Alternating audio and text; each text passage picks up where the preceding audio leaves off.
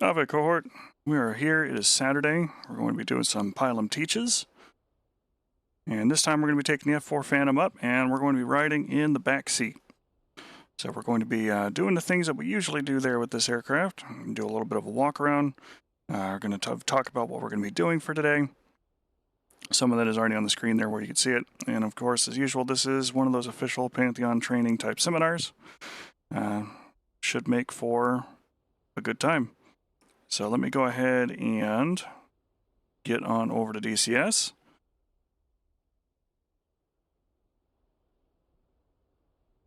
We can see what all is going on. It should pop up here in just a second. I had it set on TAC view still from last week. Here we go. All right, so we're in the back seat with the WSO. We do have our front seater iHort today, and we have a wingman in the form of Trigger. Should be a good time. There's a lot here to look at and a lot to see, which we'll cover some of that here as we get started. But our primary objective here for today is to go ahead and cruise on out to Yucca Pass, where we've got a SAM site that needs dealt with. And we'll have some fighters that are up there, so we'll be able to show off some of the things with the tea leaves and all of that. But let's go ahead and move on over, unmute, say hello to everybody, and we'll get going. Good morning, aviators. Hello there. All right, let's go ahead and get started. Buttons, switches, right.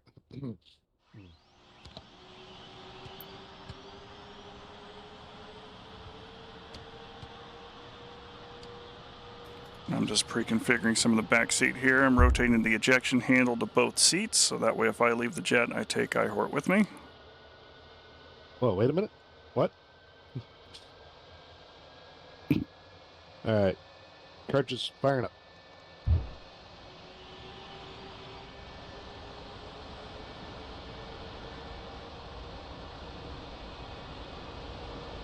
What kind of alignment do you want? I'm kidding, we're just going to do stored heading.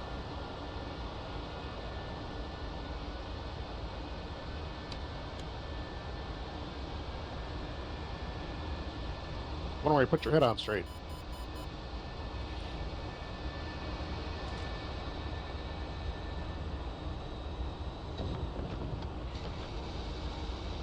Canopy down and lock stripes, or lights out, stripes aligned.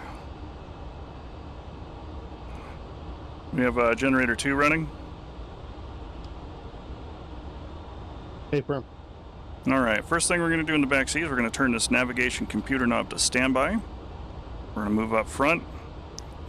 The switch is in the up position for the RNS alignment mode for stored heading. We're going to hit standby for a moment. Light's going to turn on. We move right to alignment. And the stored heading alignment is already in place. What we're waiting on now is for about 2 minutes and 15 seconds to go by. This green light will begin flashing, and at that time, alignment's complete.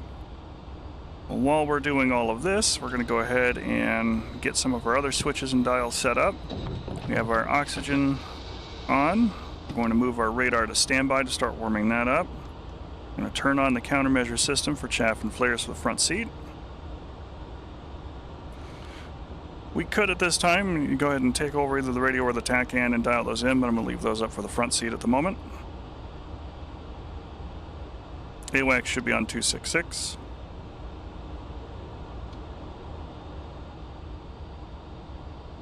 And I still have a master caution light on. Master caution light's out.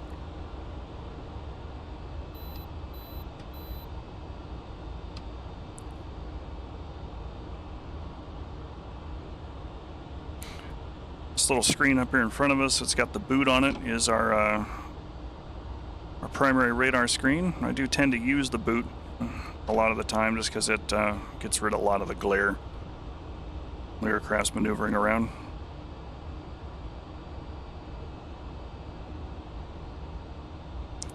Dial the altimeter in a little bit.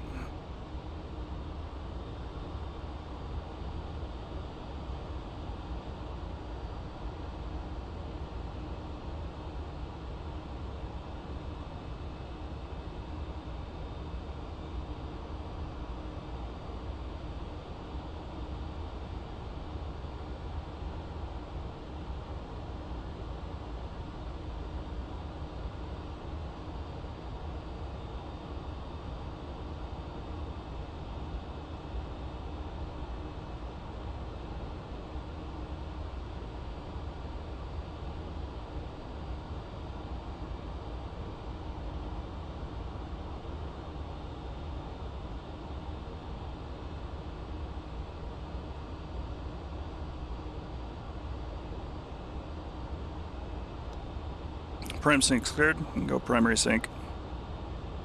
Going primary sync. Alright, now while iHort is taxiing the jet, I'm going to go ahead and encode ourselves a waypoint. The F-4 is an older jet, really doesn't have a whole lot of other bells and whistles they're set to it, so we're going to use the lat long standard. Come down here to this panel here on the right. This is our position. And over here on the left is the target. Or rather, these lower ones here are the target. Target is what we're going to be setting our waypoint to. Roger. So it's going to be 3656 north. Oh. My cat is here. Wheel chalks out. Chalks out. You're all set, sir. Have a safe flight. Disconnecting. Is there a map marker down where we're going? There isn't, but I'll place one here in a second for you. And then west 11603.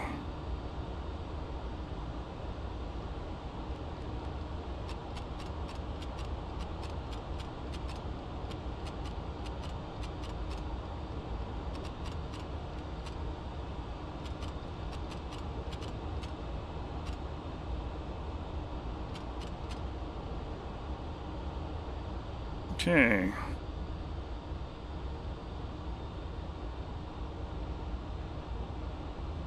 Verify here that we are 65 miles away from the target area.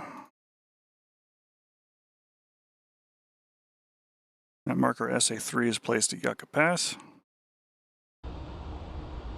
65 miles away. Just draw a quick little line out to where we're going. About 65 miles, so that is accurate steerage. Now while we're waiting on iHort to return from getting the cat secured, we have a radar scope, which doubles as our TV and other display. And our primary working environment for the WSO. Down below it, we have a lot of our laser designator and pod settings, which we're not carrying one today, but that's what we would use. And then over here, behind the antenna control switch, we have the meat and potatoes of getting in and setting things up for the computer system. This is the WRCS, the weapon release computer.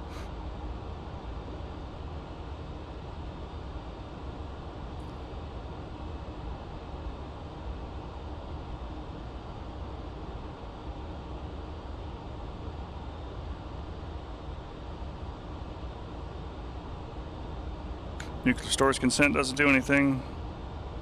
Got our light switches back here.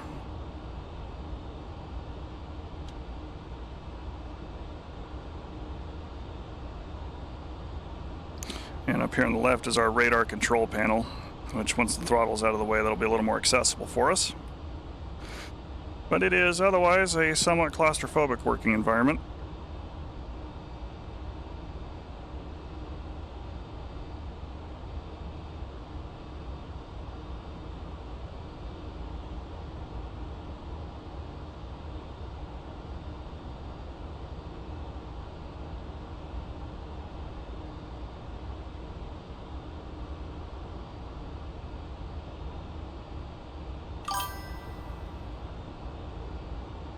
Morning, Neladak. I don't know why all of a sudden the WSO is Russian, but, live with it.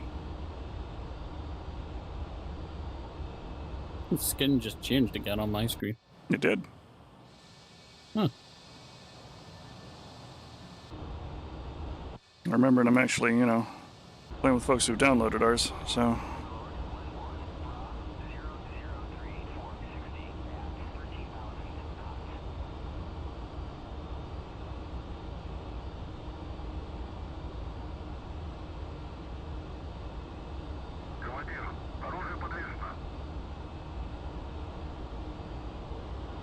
Alright, we are otherwise good to go and waiting on iHort.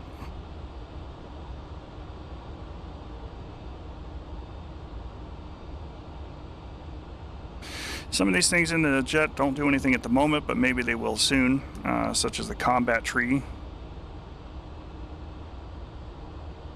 which will allow us, if it's working properly, to read the transponder signals of MiGs, which was a good piece of scientific equipment that we've utilized to really change the game in the Vietnam skies back in the day.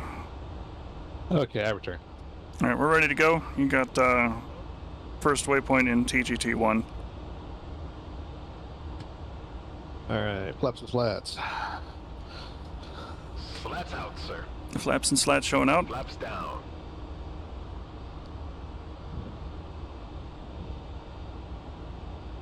Roll sweep.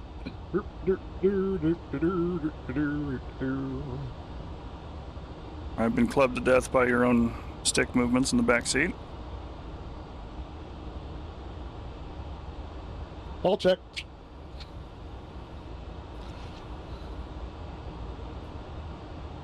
Oh, let me check. I'm going to go ahead and Just something real quick with the controls. configure the WRCS for 4,020 feet.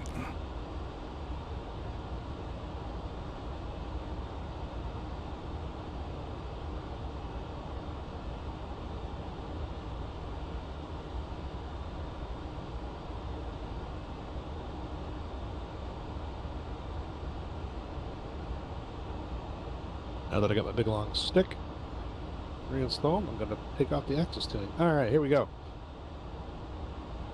Rolling. No, sir.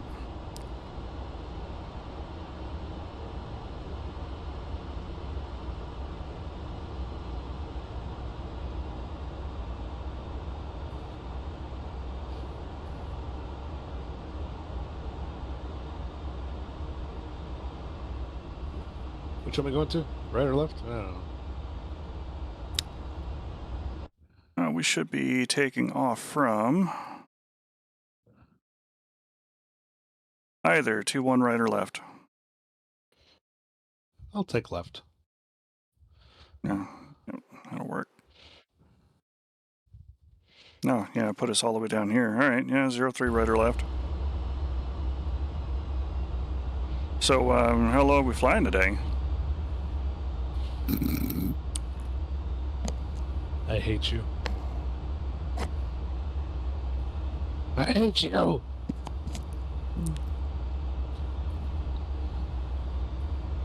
Great. I'm going to have the crew chief remove that from the asshole.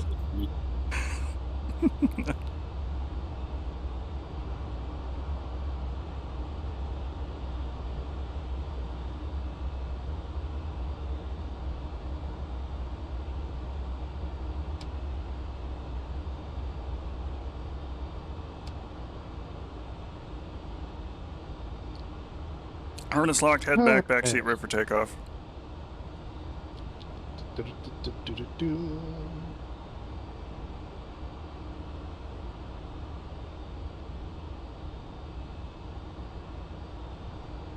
Visibility for the WSO is so an afterthought. You got. Well, Mr. McNamara said you needed all that fancy equipment to make things go.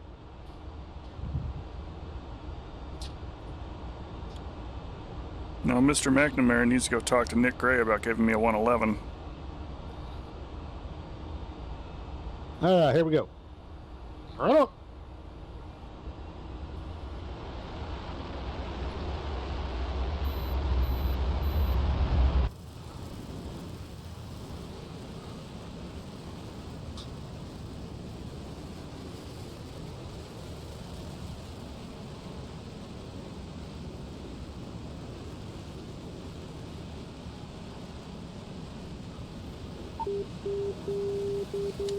Gear coming up. Gear's moving. Flaps. Flaps coming up. All right, and while we're transiting out, let's go ahead and take our fly around the aircraft. We do have wing bags on the outer tanks, or outer pylons rather. On our special weapons pylons, we are carrying a pair of Shrikes today, which are tuned to the flat face and low blow radar systems that we'll be throwing these things at. Centerline, we got some Mark 82 slicks. Some Foxtrot Sparrows in the recesses and Lima Sidewinders on the rail.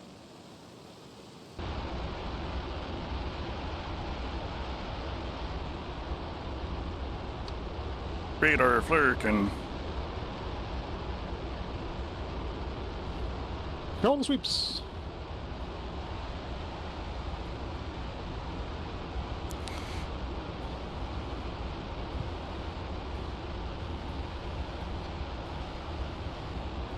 trying to look to see where my damn gain control knob is. That should be turning. I mean, it is turning when I do it. Alright, starting left-hand turn to first nav heading.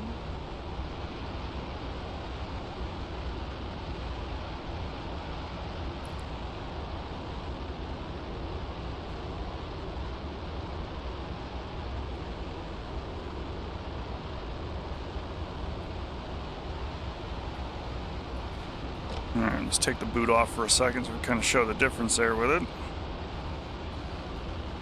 It is a little more... Oh, that's cool, seeing the mountain. That's neat.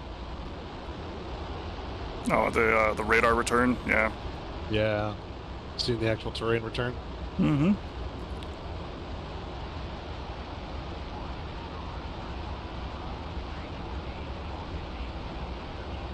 That's stuff you don't usually see with Jester.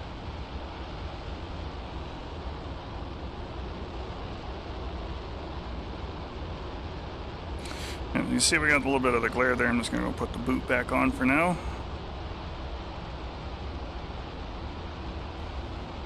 We do have an elevation control unit. We'll be using to make some fine adjustments there for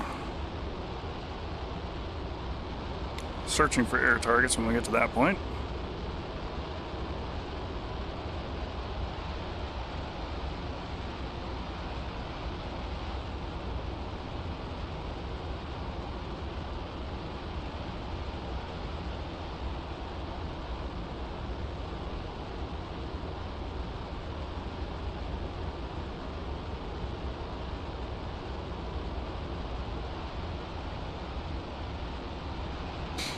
Alright, otherwise we are just kind of cruising out towards our objective area. Creech is a blue base. We can get rearmed and everything in there if bad things happen. It's also a spawnable base, so if we really wanted to go there, we could. But for the kids at home, let's go ahead and jump on down here. Because we have I got my nose down a little bit, sugar. this SA3 site. It's going to be one of our primary targets. We do have a hill that we can hide behind. So it's got a pretty significant blind spot.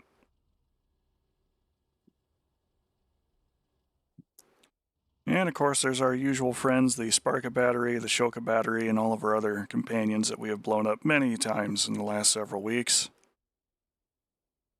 And we'll blow up again.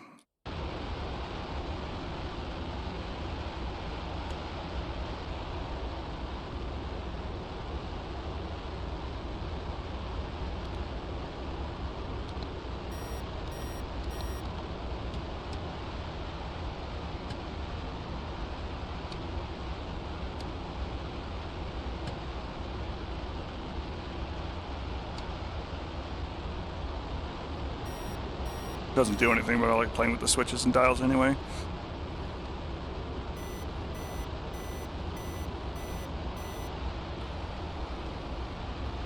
Now, while we are cruising out here, there are some kneeboard pages that are helpful for the backseater, including things like how to align the jet, how long it should all take, different flight profiles.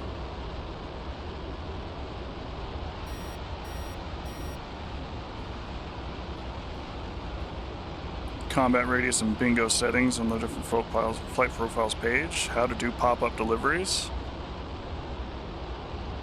Gun strafing.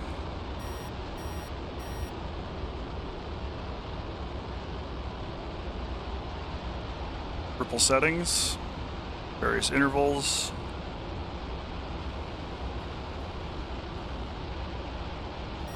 Alright, Master, I'm coming on.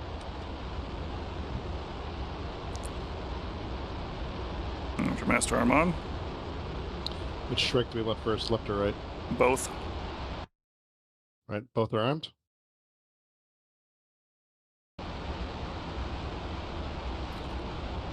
The left pylon is set for the low blow, the right pylon is set for the flat face.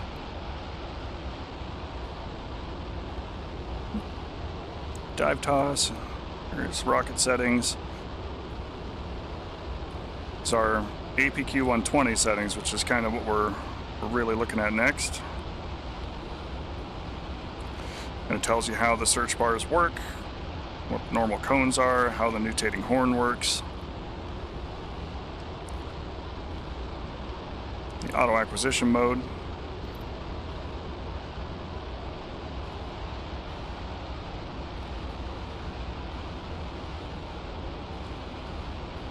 What's the mill setting I should be on for the strike? I usually use 80 for direct.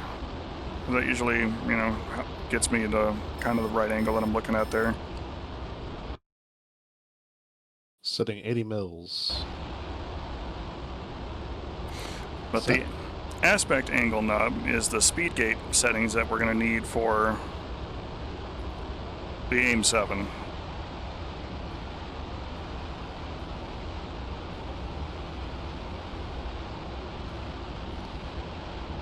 And while this doesn't do anything in terms of leveling off.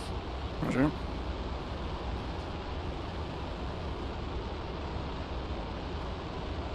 Well, it doesn't do anything in terms of changing whether or not your radar can see your target. What it does change is the range gate for the Sparrow that the pilot can see and utilize without pulling the interlock out.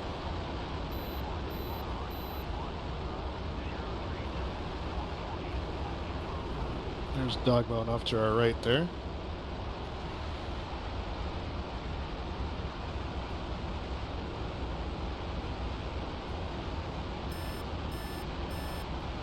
Fun fact, Dogbone Lake there off to the right was the only place the instrumentation system worked for a good long while. Was over that lake bed. Hmm. In fact, if you go look for Google search for some interesting photographs of the system, you will see a circle over that lake with a little notch pointing north, and that circle is the area that the system worked.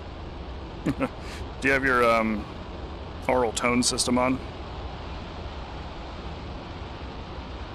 Oh yeah, you gotta turn that on now, don't you? Yep. Far back left side, behind the flare control column, flare and chaff dispensing column. There it is. All right, I got tone.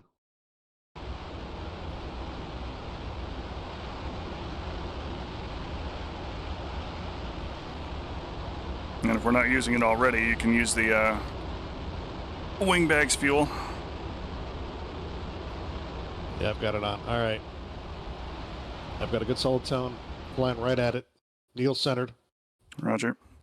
Don't have to be quite so centered yet. We're still 15 miles out. Copy. I'm going to keep some altitude on it. For direct, the things that we're looking at with the Shrike while we're getting ready to conduct this attack is we really need the radar to be transmitting the entire time for the track system to be engaged successfully. We could probably pop up now and shoot the search, but we really want to try and get both. Mud 10 SA3. We are at 20,000 feet. All right, let's go ahead and put like 20 or 30 degrees up on the ladder and give them a shot. All right. If I do that, I don't really hear anything. So Yeah, you're fine. lost, You're fine. You're fine. Just I've lost needles. yeah, just pull straight up on it and give it a shot. We're doing a manual loft. All right, Two's rolling in, getting them to look up. letting it go. Other one too.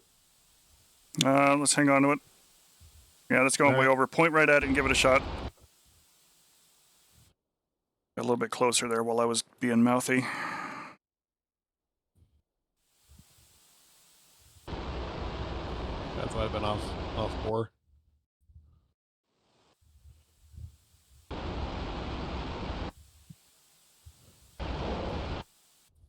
There we go.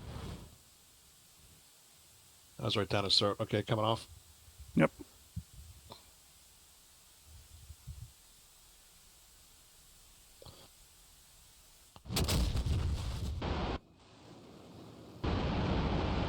Okay. Oh, I got something. Oh, we got Willie Pete on it.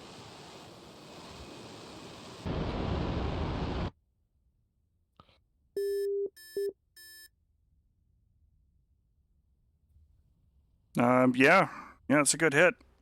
That's a flat face dead. It's burning. Yep, I see it.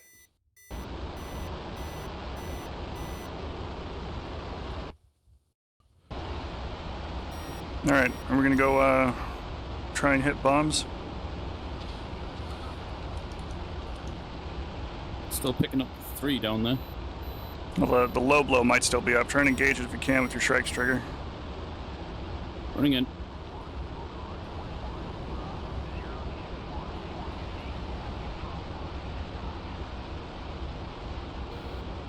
All right.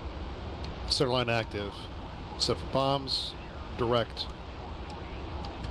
You want direct or you want to do DT? We can do DT. DT. Magnum. DT.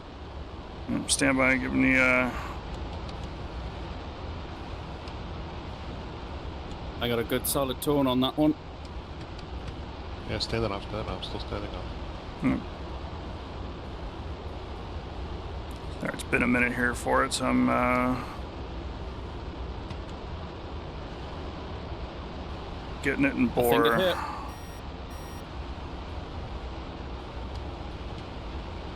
There we go, we're in bore. All right, here we go. Mills? Mills shouldn't matter for it. I'm in DT mode. Okay. It's just gonna be a matter of me locking up the ground return when we point right at it. So let me know when you're ready to capture. Roger. Head down for the attack.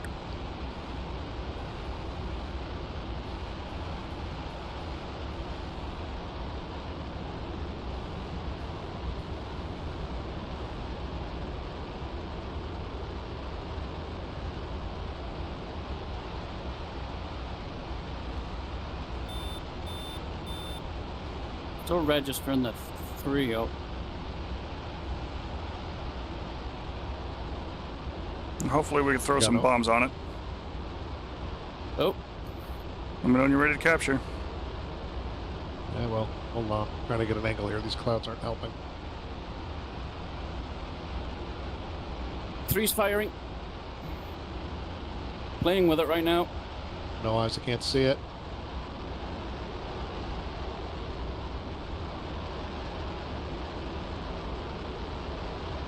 Central courtyard, black smoke.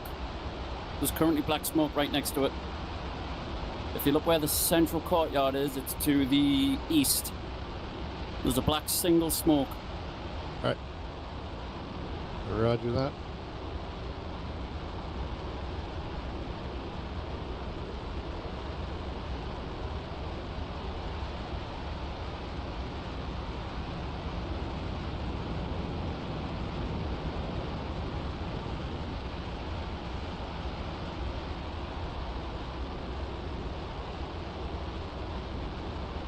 All right. Hit it.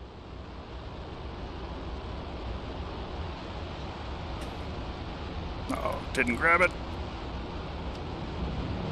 Coming off.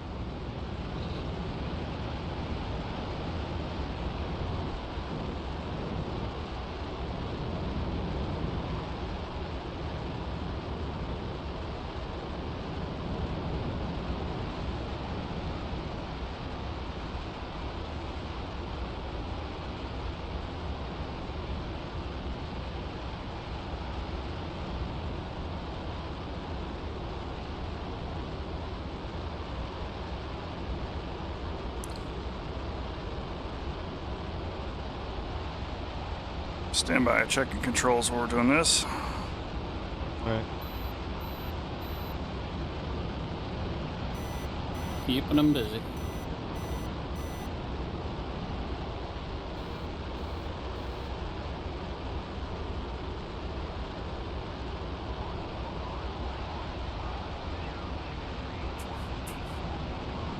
Oh yeah, that would do it, wouldn't it?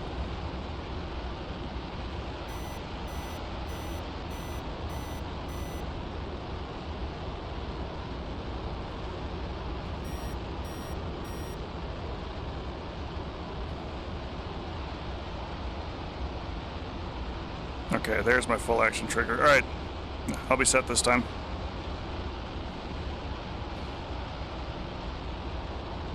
Roger. Okay, here we go. Coming back around.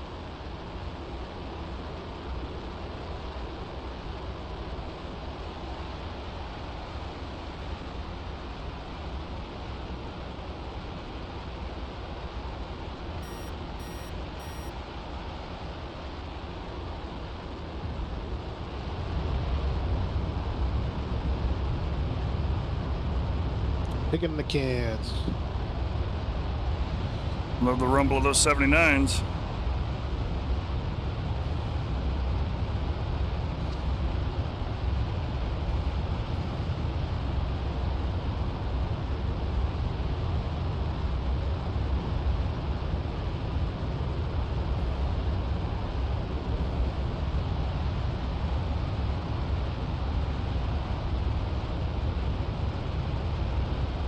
Three's firing again.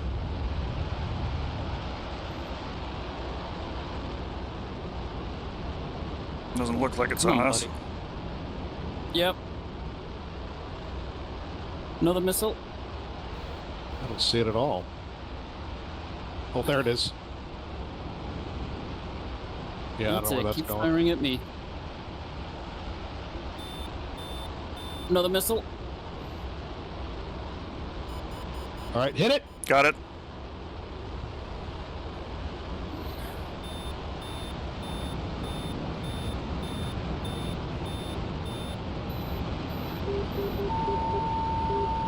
Stand by. Didn't hear anything come off the jet. I heard a thunk. Got it. Through. Yep. Oh yeah. All right. Excellent. My first successful backseat DT deployment. Basically, we look for the largest radar return, illuminate it, lock it up, and that provides all the steering cues for the pilot.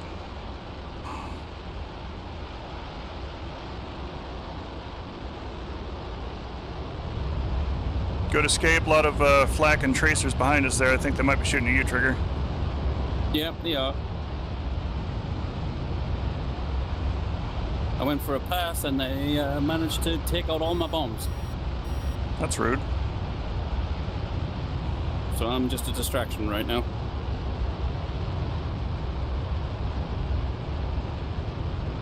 Climbing to 14.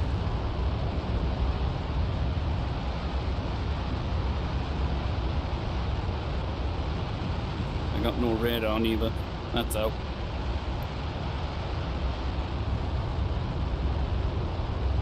Sounds like it might be RTB time there for you.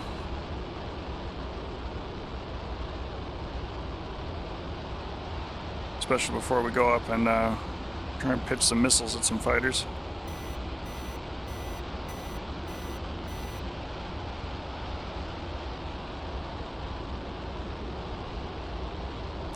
Crossroads should be where the Sparka battery's located.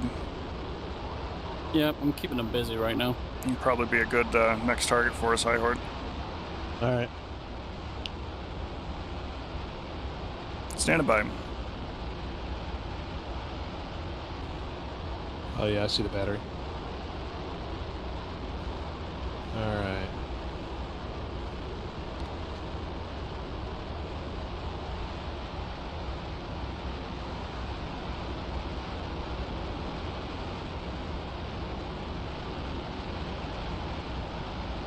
Lining it up. Stand by, stand by, stand by.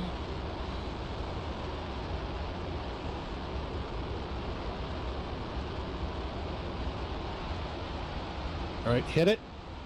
Got it.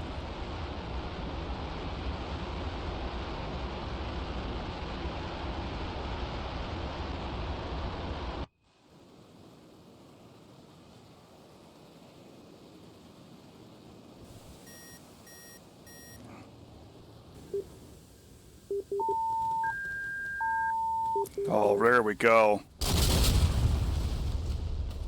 Right on target. Tracer's chasing us. Shoka battery, 5 o'clock. Looks like 2 survived. But they might be damaged enough where they don't fire.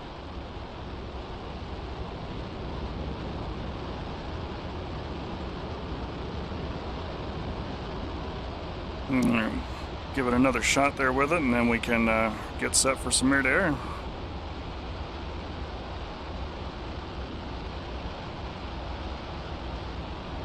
No, sorry. There's a friendly F-4, 7 o'clock, 2000. And you can eject now. Understandable. Have a great day.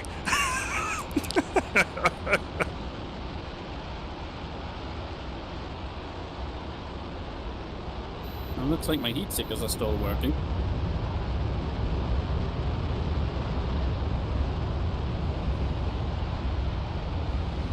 Okay, peeking over your shoulder, looks like we're still above 9,000 pounds, but we can get rid of the center line.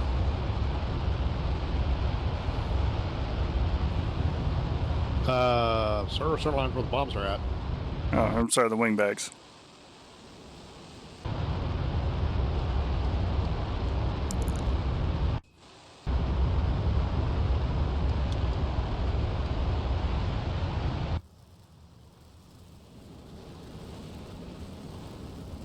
That's lighter.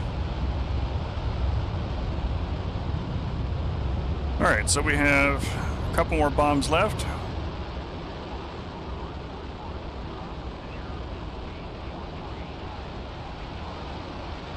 It's another good target of opportunity over there. Let's go hit it. Works for me. As far as ripple distances and everything else goes for the bombs, that is the pilot's responsibility, unless the back seat, as far as the actual dial settings. You can do some bomb advance timers to get the next bombs to, you know, like the second or third bomb to hit on it. And you can also set the pull-up timer, and that's done through this front panel here.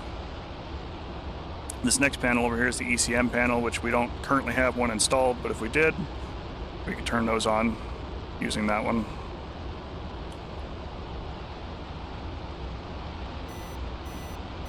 I don't generally mess with the drag coefficient. If you really want to get super dialed in, you could. All right, get ready. Standing by.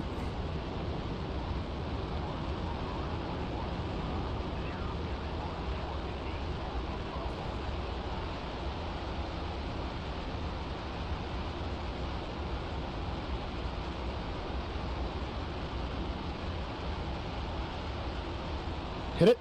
Captured.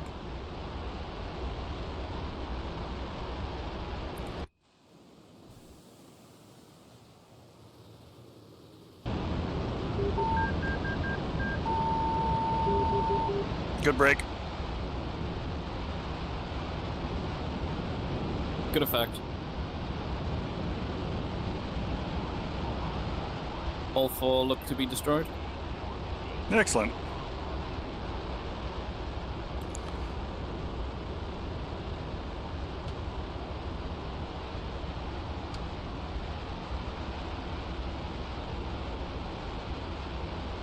Look, Mom, a Vigan.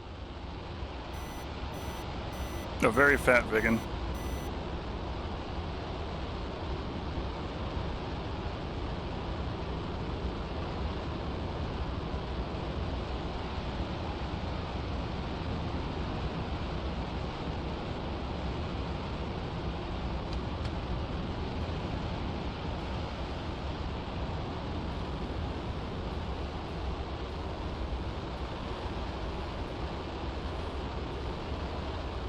All right, let's go ahead and get set up for air-to-air. And we can kind of stand off here slightly south near like November Alpha 9 or 8. And we should be coming from the northwest once I get called in. Well, this will be our playground around here.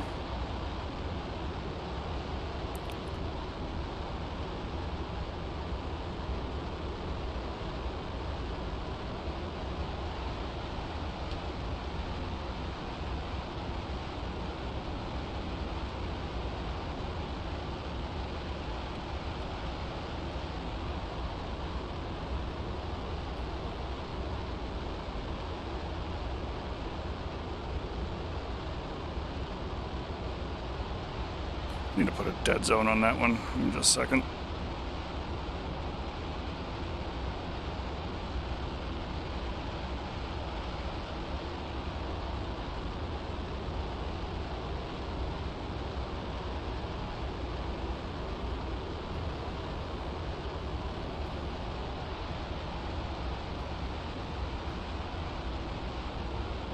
Perfect.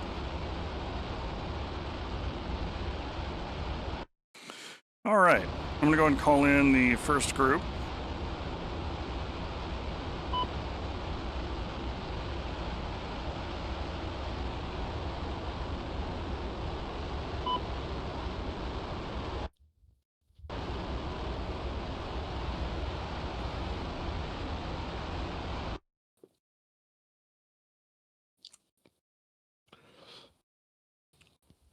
And with any luck at all, we should be hearing from the AWACS somewhat soon.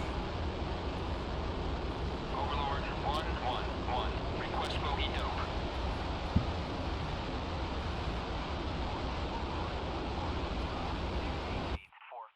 At 15,000 cold. That's going to be our bad guys. There should be a pair of MiG-19s.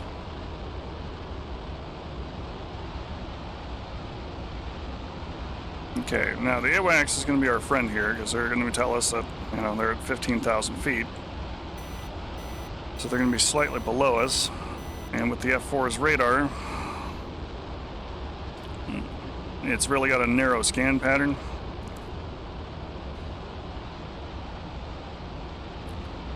So we'll want to either tip it slightly downward or get onto their level.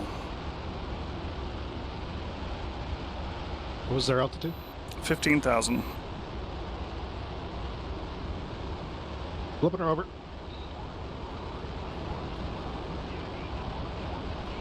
.284 for 26. So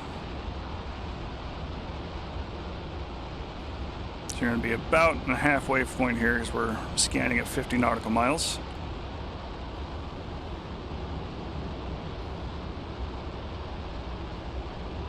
Play with the gain settings here a little bit, see if we can't make them pop out.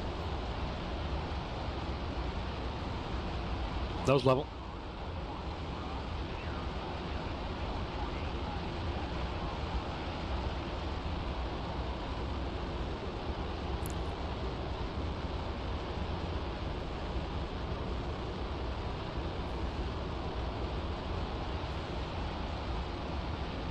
Now it's more or less a game of adjusting the gain settings and trying to look for a radar contact that survives both sweep paths.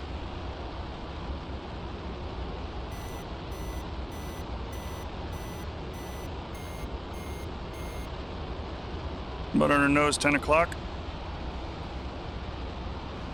I put Sam on the RWR. I'm gonna try and center him up here.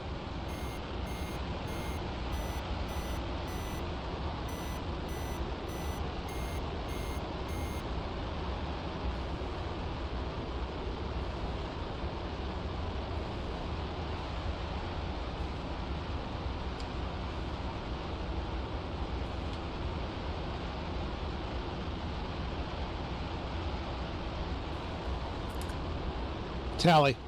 Yeah, they're coming in quick. Got him. 1 potato, 2 potato.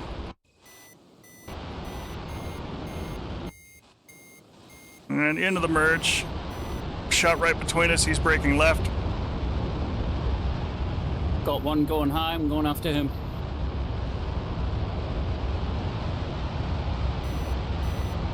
Another one just came in the merge. He's sweeping around to our 6. 7 low.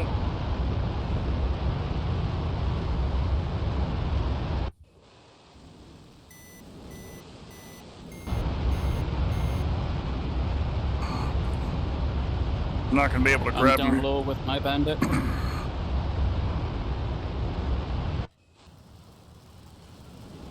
I think we're chasing one. Yeah, he's right in front of me.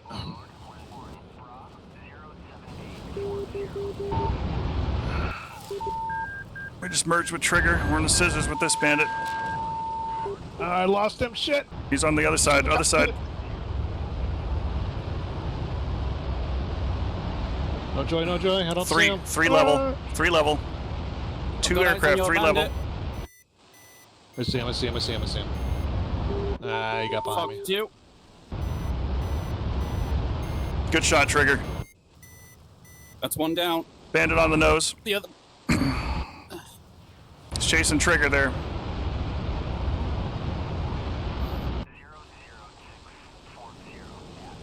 00640 Tell you, I got him. I see him.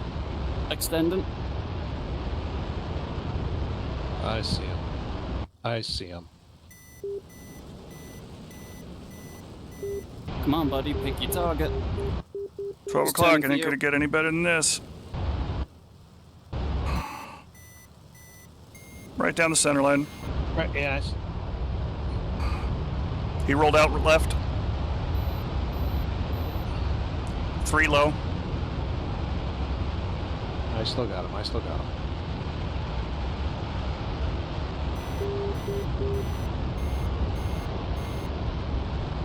Ah, crap. Lost him. We just merged through us. He's on our 6. Rolling out left. He's high. Coming down 9 level.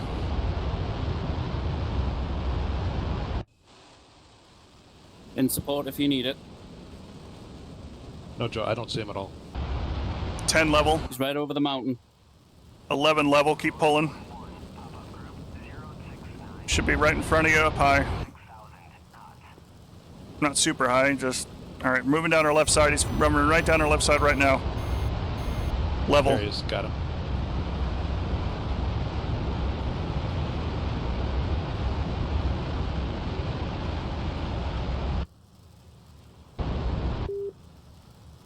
He's running down our right side, head to head. Oh, he made a bad move. Easy on the power, go back and forth on the scissors. Let's knock him down.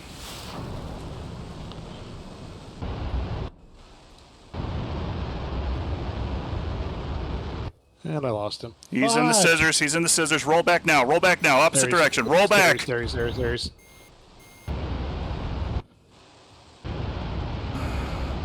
He's coming back through us.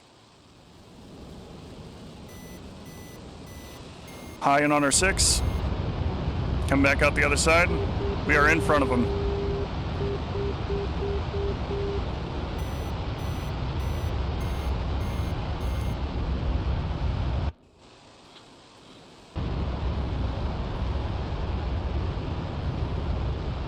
We gotta force the overshoot, man.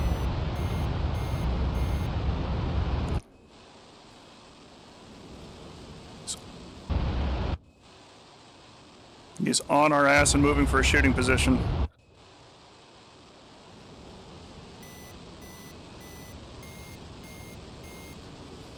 Trigger sliding in behind him.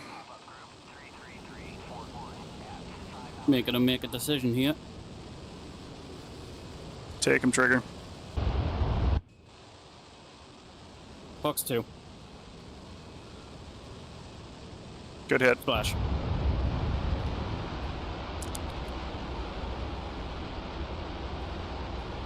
Yeah, we're not going to win a turn fight with a 19 like that. Not doing it full power and back and forth. I found that if you can work them a little bit into the low and slow range, just use little squirts of the afterburner and try and keep us up like around 320, 340 knots, you can usually slide back and forth with them and force that overshoot and just really get into a good position to put them down.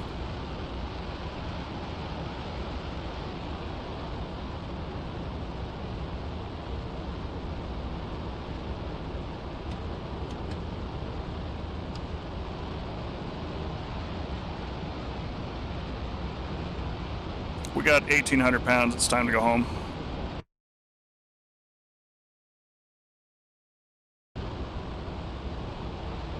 I like the sound of that.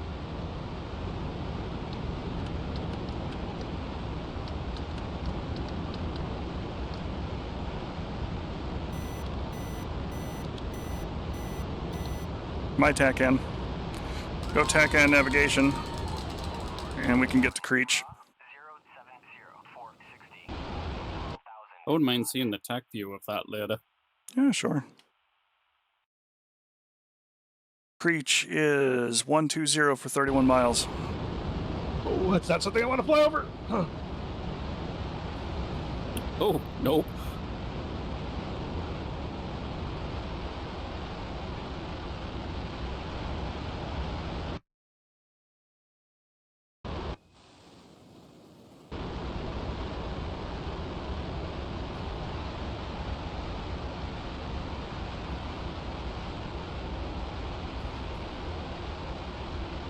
£1,500.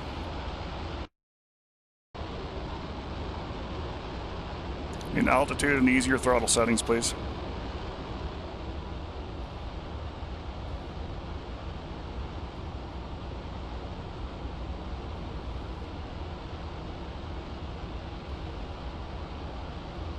Alright, two's fenced out. Stay at 4.2.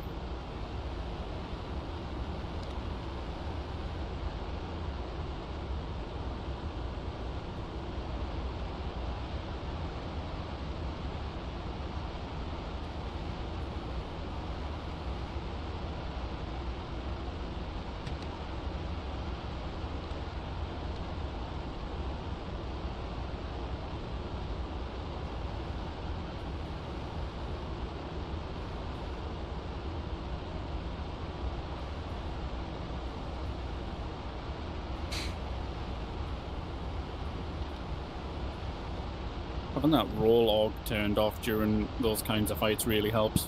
Uh-huh. Yeah, she's a fun one to dogfight in as long as you have her in the a good regime for it. Really got to pay attention to it, just like with the F-14. Cut me a little slack. Yeah. I count the number of dogfights I've been in this thing in one hand. No, I get it. I get it.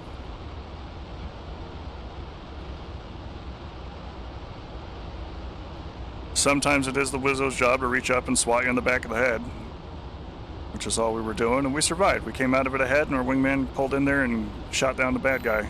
So, it's a victory. We all get to go home. It was the minute I seen him starting to get gun solution, I dived down on him. Mm-hmm. Put you in a good position. You did the thing.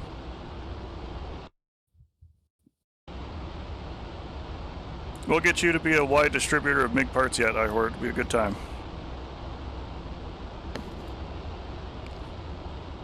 Make a distributor. I drop iron, man. Welcome to Fenrir. Occasionally we have to go fight aircraft. I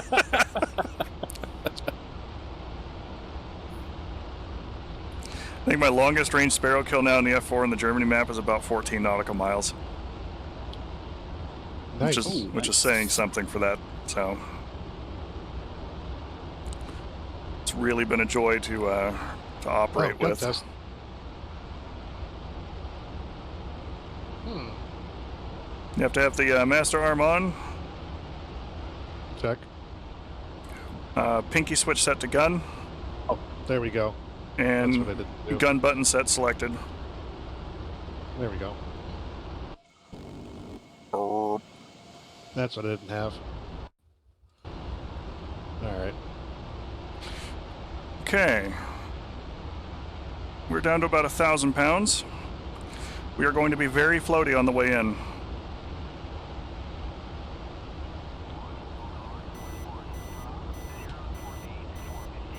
Radar stowed for landing.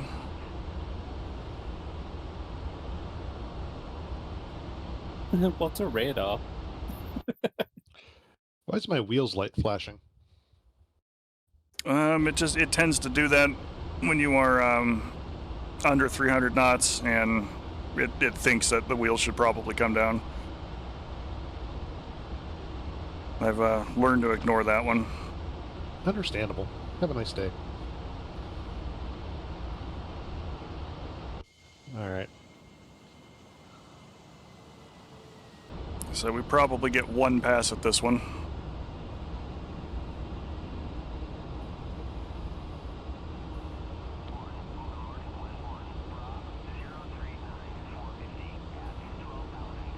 Alright, while you make your landing, I'm going to do a systems check, considering the damage.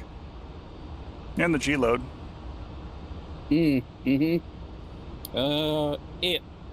I got up to 8. All right.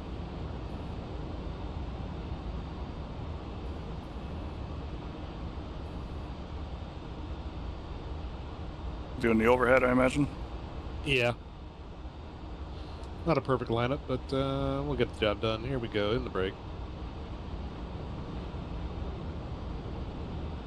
Down through 300.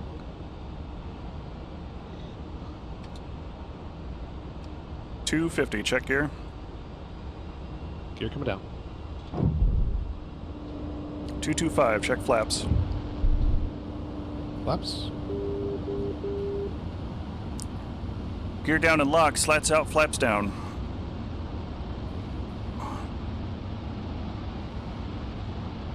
Fuel state, 910 pounds.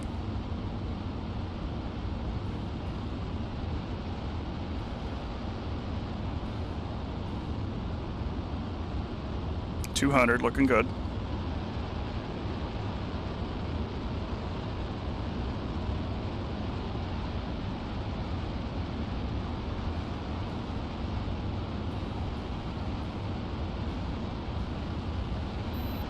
Little fast, 225.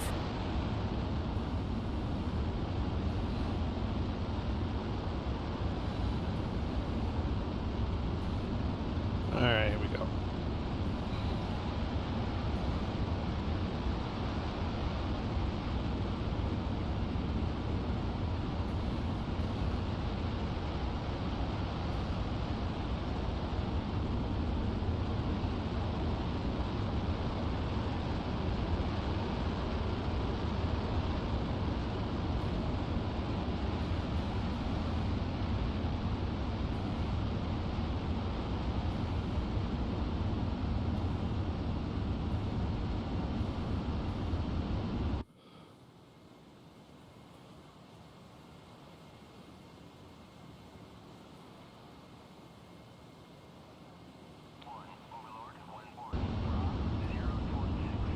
I'm extremely floaty here coming in. 200, little quick.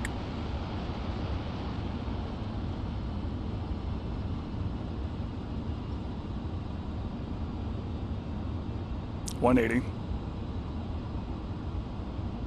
$170. $160.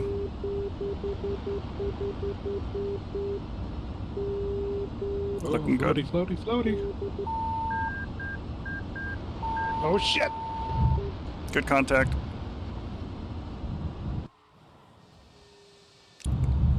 Good shoot. Speed's coming down. 100 knots. 80, needle's dead.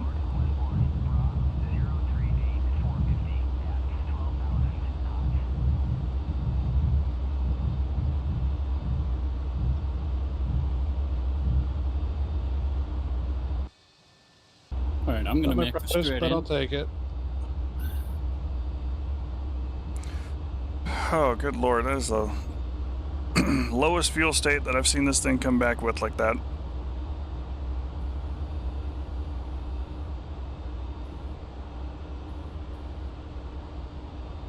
All right, I'm shoot gonna monkeys. assume landing gear is down.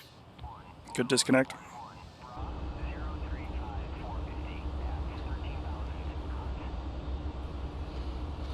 Because I can't see and can't tell.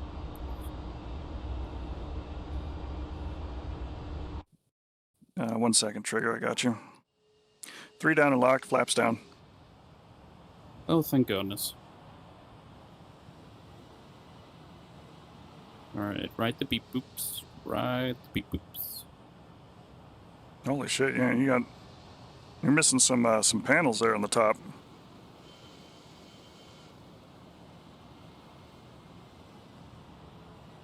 There you go. There you go. Good shoot. I'm gonna turn the backseat air conditioning system on here.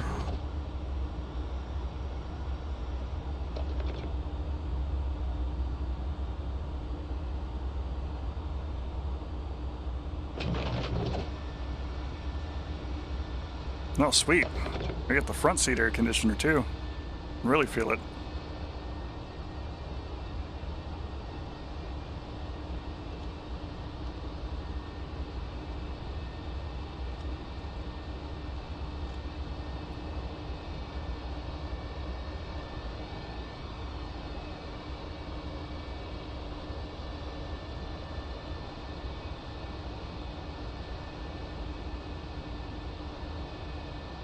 Good stop. Ready for shutdown.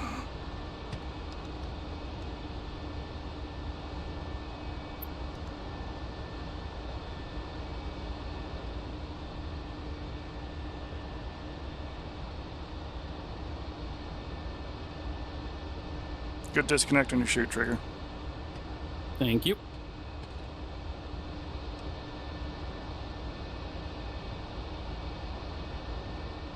Okay, yeah, so a lot of our WSO responsibilities there involve making sure that the jet is aligned, first and foremost, before getting up onto the ground.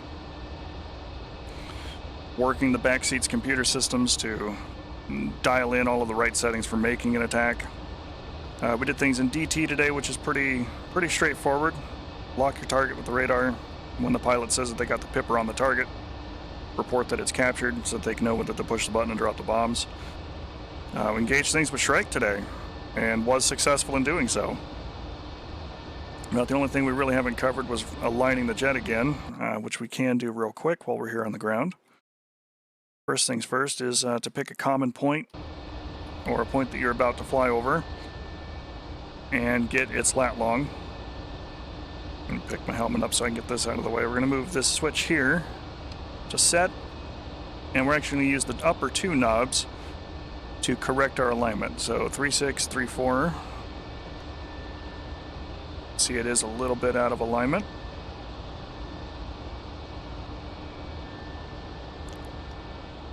And 11540. Roll that back.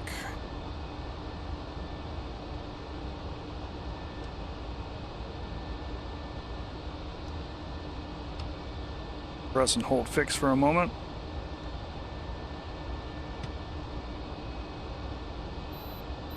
And it should be set again there for us. Normally these lights will turn on and off as you move this thing far out of position, but we weren't, I guess, far enough for it to illuminate. And just test it real quick. Let's go way out of parameter, see if that light turns on. And it does not. I wonder if that's a desync issue for multi-crew. I also threw it out of primary sync there up front too, so that might have had something to do with it. No, that wouldn't affect the back seat there for it. Wouldn't affect it? Okay. Yeah. You engaging the primary synchronization is for your up-front displays. It is entirely possible if you've left yours in standby, and I have mine set and ready to rock and roll, that, you know, I could look at it and go, hey, where are we going? Morning, Chief. We got some Blue Mountain coffee today, or Green Mountain coffee today with the blueberry flavor. Okay. Ready for me to shut down? Yeah, we can go ahead and shut it down, and we will I got a bell. go ahead and take a peek at your old TAC view there. At least I brought some parts back. You did. You did. You came back in uniform. All dinged up with no place to go. All right, let me go ahead and hop out of the server here real quick. They tried to take some F-4 parts, I took their MiG parts. Yeah, there you go. Distributed them all over the desert. It's like Johnny Appleseed, but with aircraft parts. Like, somewhere a new Boeing plant is going to form up out there.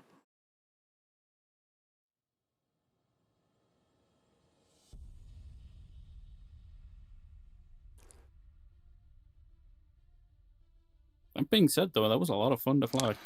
Yeah, no, it always is. Always is with the F4. Let me close DCS here real quick for that while we get set up for TAC view, and we'll do our review process together.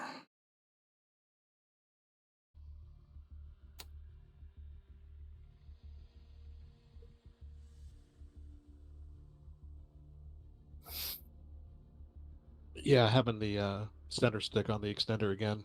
Mm-hmm. It feels really good in the F4. No, I believe it. I believe it. Okay, so we took off from Nellis, which we're not going to worry too much about because our primary focus is going to be on the things we actually accomplished today. Oh, right. I can't... Oh, type yeah. it. 1 second. 1 second. I got you guys. I just have to share my screen locally. Discord so you can get the live view. Thank you. That's kind of the plan, Chief, is take a short break to put some food in the gullet, and we'll be on our way to go fly and do the things. All right. So we came up, and we were coming down here to attack this site, which the most threatening thing for us was this SA3 site.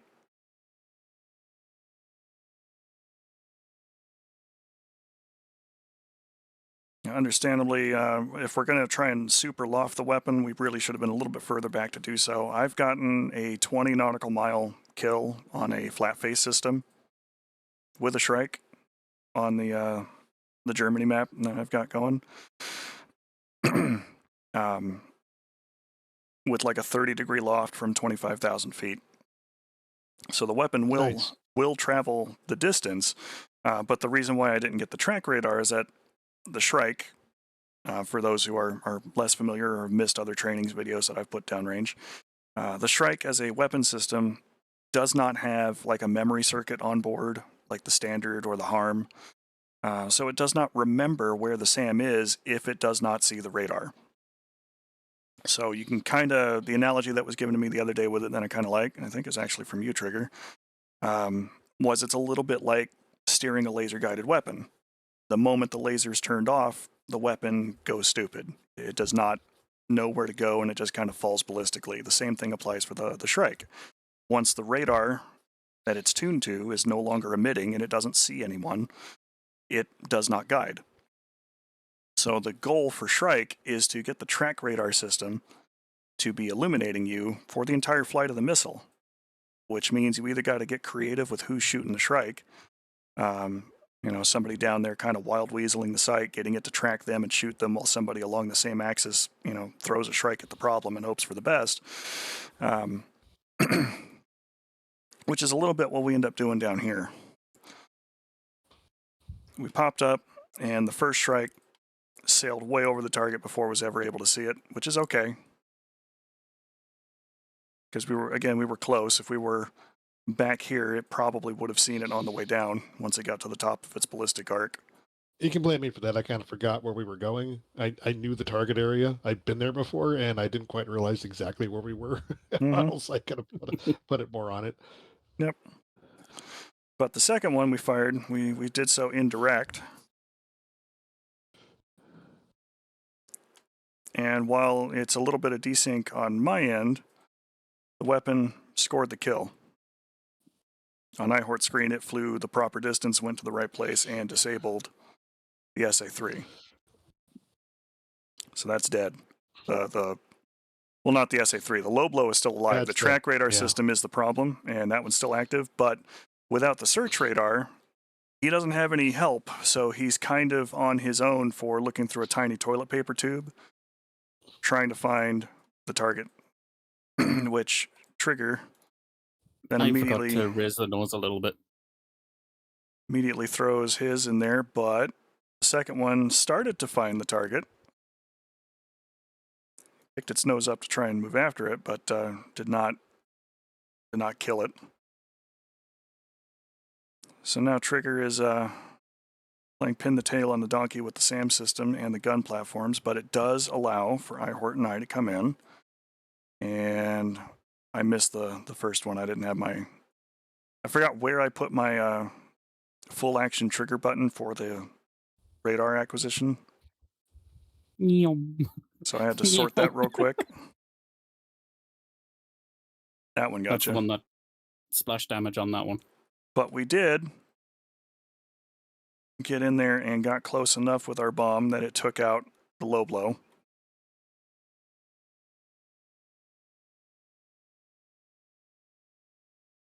Okay. I didn't have a radar. Those were useless. That's fair. Just dead weight at this point. Good Lord. That is how you keep ahead of you. That is how you keep ahead of those gun platforms. Although they do have a bunch that took a shot at us.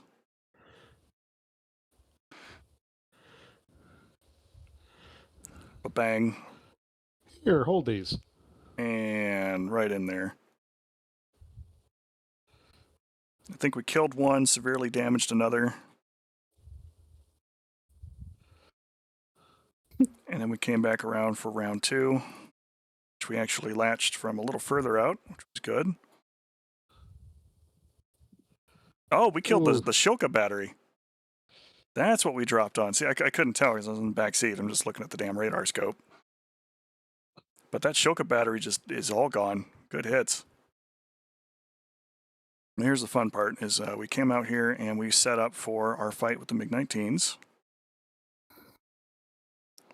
I started tracking them, and it was probably right about here where I actually found them on the radar for a minute.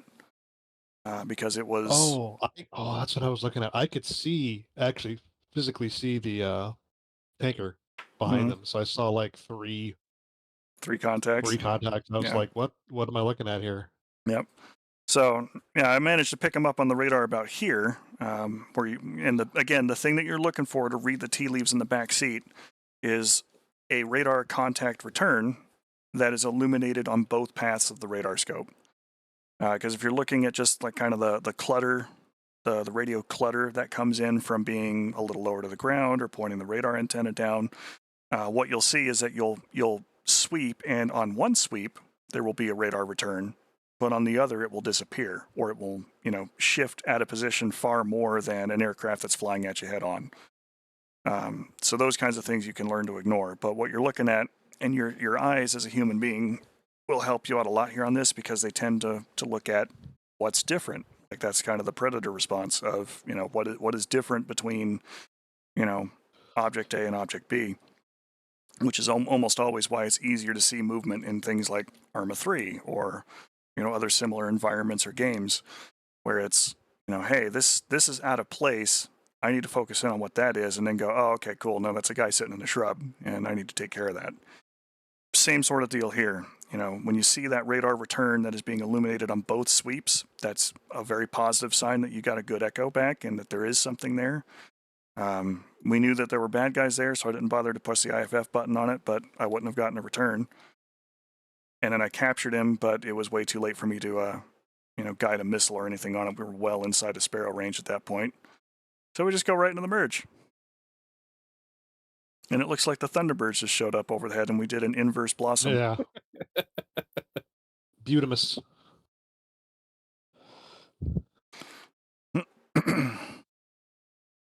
Now, at this point, the WSO's responsibilities are operating as both a co-pilot and as an additional spotter. So I'm trying to look outside the cockpit. I'm trying to get a good latch on where people are. I was aware that this guy was here behind us, and I called him out. Trigger's fight was going on in front of us. That's what IHORT was diving down on. Meanwhile, I'm still trying to track and take care of this guy. And just out of habit, my thumb was already resting on the countermeasures dispense switch. These guys didn't have any missiles this time. But if he did have them, we were in a position where he could have fired. So I wanted to make sure that I was available on countermeasures to make that happen. Oh, good shot, Trigger. Nearly. Nice little head-on gun pass like that, because, in a dogfight, you don't really get a whole lot of opportunities for it. Take the milliseconds you can get your hands on. And we go into the scissors with him, but IHORT lost him through the floor of the aircraft. He took a shot at you. And I think at this point we traded targets. We looked for this one. Yeah, because I seen he was in a better position for me, so I swapped. Yep, like you do. Bang, now it's a 2v1.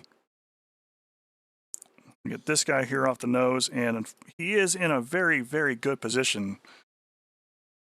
If we were a little quicker on the draw with it and a little more used to it, I have every faith and confidence that when you pulled the trigger on this other guy who broke off, we might have been able to get this one here. Except he is closing with us. How far away is... No, he's inside of a mile. Never mind. That Sidewinder would have gotten halfway through that distance and then started to guide.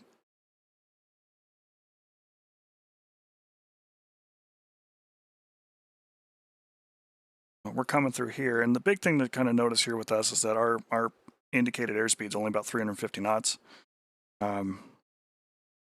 which isn't awful, but it's really something we got to try and be careful on because this MiG, the MiG-19 and the MiG-21 are both better capable turn fighters than we are down at this speed, so we got to get a little bit creative. We are just about at corner speed for us, so we can really kind of make some magic happen. We're going into the vertical, which is good. That's when I went into the support position at this point. Mm-hmm. You're in a nice high position. You got plenty of potential energy to come swooping down if it becomes a problem. But like right here, we do the right thing. We turn back in. We're now in the scissors with them, but we're too fast and the AB is still on. We're at a good corner speed, which is nice, but the MiG is still more agile than we are in this regime. And again, what I found with it is that if I just slowly start bringing that speed down,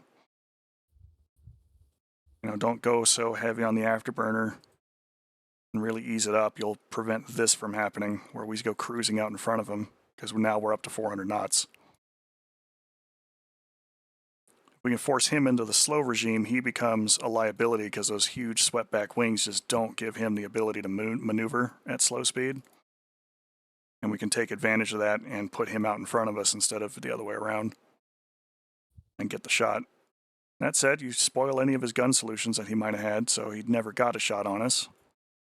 He was fighting for it, but he couldn't pull the lead to do it. And then Trigger comes down from on high, slips right in behind him, puts him down.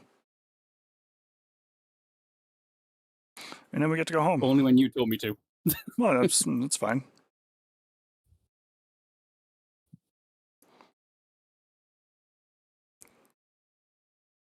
And we came to a stop with 500 pounds worth of gas. Yeesh. 250 pounds per engine. What's wrong with that? Well, in the F-4, we can go about 10 miles on that, and then we'll end up in the desert and get to walk home. This will be a short trip.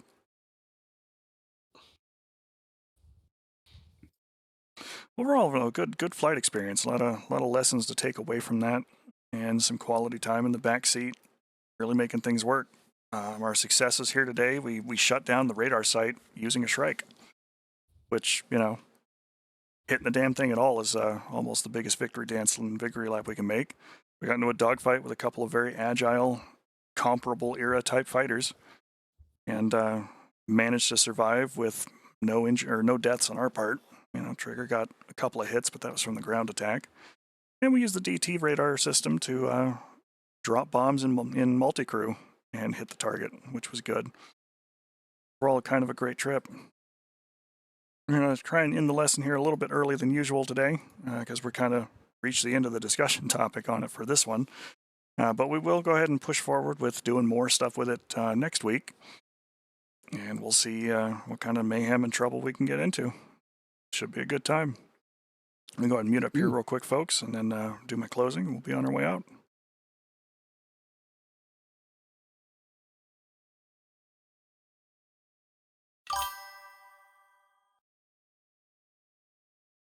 Oh, probably like 20, 25 minutes or so. Not super long. I just need a minute to be able to get up and get the restroom, do all that kind of stuff, and put food in my face.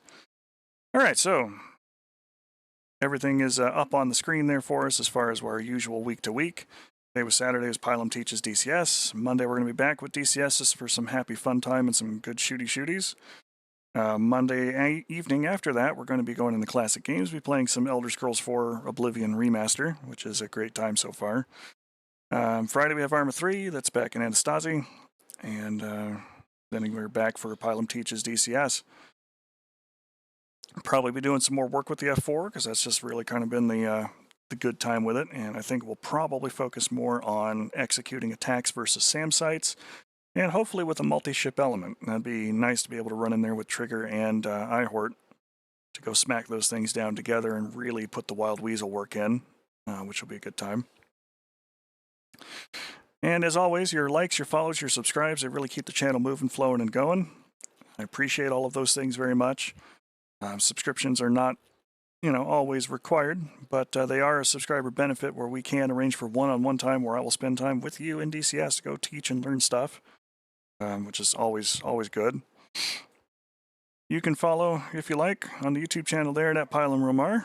And if you have a Amazon Prime account, you do get one free Twitch subscription to a subscriber of your choice. If you choose to spend that here, I will happily take all of the Bezos dollars ever. But if you don't, I get that too. If you prefer to donate directly, more on that, you can tip me at coffee.com/PilumJRomar. With that, folks, always ask for consent. Try to communicate as best you can to partners. Try to be a genuinely decent human being. And I will catch up with you next time. Thanks for flying, folks. Pilum out.